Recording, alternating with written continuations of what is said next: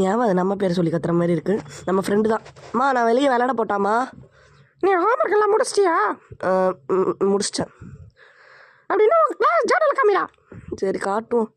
என்னது எஃப்ஆ teacher note ஸ்கூலில் பைத்தியம் மாதிரி பிஹேவ் பண்ணணும். இப்போ நீ வெளியே போய் விளையாடணுமா? ஒழுங்கா உள்ள போய் படி.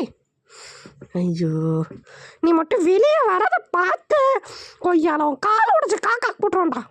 ஆத்தாடி அம்மா மூஞ்சில நான் வந்து வெளியே பார்த்துட்டா. டே வெளியே போவோம், இது அப்பா இருக்கிற இடம், பார்த்து போவோம்.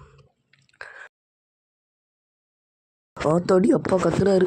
சரி இந்த கபோர்டுக்குள்ளே ஒன்றும் இல்லை, இந்த பூக்குள்ளே ஒரு சாவி இருக்கும்ல, அப்படி பொறுமையாக அந்த பூவை தள்ளிட்டு சாவி எடுக்க வேண்டியது தான். பூ கீழே விழுந்துருச்சு, பூவை கையில் எடுத்து வச்சுப்போம். ஆத்தாடி கீழே விழுந்துருச்சு. யாரும் அந்த பெட்ரூமில் இருக்காது மாட்டாண்டா மக்காலிட்டு மண்டையா. ஆத்தாடி ஐயோ லைட் ஆஃப் பண்ண மறந்துட்டேன். வண்டா இங்கே லைட்டு போட்டது. ஆத்தாடி மாட்டிக்கிட்டோம்டா. ரூமுக்குள்ளெலாம் போய் தர்றாரு. இங்கேருந்து நம்ம கண்டிப்பாக மாட்டிப்போம். நம்ம இங்கே வந்து நினைப்போம். இப்போ எவனாவது வந்து பிடிக்கிறா? டேய் உங்களால் பிடிக்கவே முடியாது. யாரால பிடிக்க முடியாது? அம்மாடி என்னாடி அடிக்கிறாங்க. ஓகே இது என்னது? ஆத்தாடி பாட்டு பாடுது. யாராவது உள்ள மாட்டடா மக்களுக்கு மண்டையா.